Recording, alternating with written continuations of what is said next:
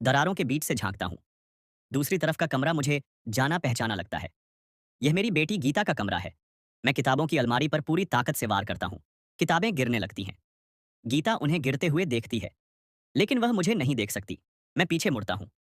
मेरे सामने गीता के कमरे के अनगिनत रूप हैं, हर एक अलग समय का। यह एक पंच आयामी अंतरिक्ष है, जहां समय कोई विचार नहीं, बल्कि एक ठोस वस्तु है। मैं हर क्षण देख सकता हूँ, लेकिन मैं यहाँ फंसा हुआ हूँ। तभी मुझे एहसास होता है, मुझे अपने अतीत के स्वयं को रोकना होगा। मुझे संदेश छोड़ना है। मैं उस पल पर जाता हूँ जब मैं जाने ही वाला था। मैं पुस्तकों को मॉर्स कूट में गिराता हूँ। दरारें एक शब्द बनाती हैं, रुको। मेरी बेटी समझने की कोशिश करती है, लेकिन अगले ही पल मैं खुद को जाते हुए देखता हूँ। सब कुछ पहले से तय था। मुझे जाने मत दो गीता। मैं टूटने लगता हूँ। तभी मेरे कान में यंत्र मानव वॉली की आवाज आती है। वह बताता है कि इस स्थान को भविष्य के मनुष्यों ने बनाया है। कृष्ण विवर से आंकड़े मिल चुके हैं, लेकिन उन्हें बाहर भेजना असंभव है। फिर भी यहां मैं कुछ बदल सकता हूं, क्योंकि गुरुत्वाकर्षण ही वह शक्ति है जो समय को पार कर सकती है। अचानक सब स्पष्ट हो जाता है। लक्ष्य अतीत बदलना नहीं था। उन्होंने मेरी बेटी को चुना था।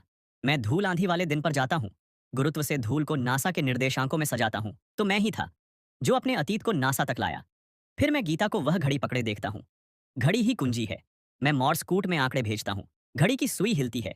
वॉली कहता है, यह असंभव है। मैं कहता हूं, एक पिता का प्रेम।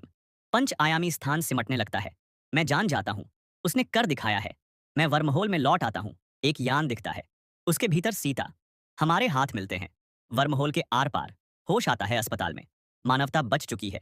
गुरुत्व का समीकरण हल हो गया है। मैं अपनी बेटी से मिलता हूं। गीता बहुत बूढ़ी हो चुकी है, लेकिन उसने मेरा इंतजार किया। वह कहती है, उसे हमेशा पता था कि मैं लौटूंगा। बाद में वह समझती है, अलमारी के पीछे का भूत मैं ही था। घड़ी की टिक टिक में मेरा संदेश था। वह मॉर्स कूट पढ़ लेती है। समीकरण हल हो जाता है। हरमायनी ने लगभग 80 साल मेरा इंतजार किया, क्योंकि समय के उस पार भी एक बेटी को अपने पिता पर पूरा विश्वास।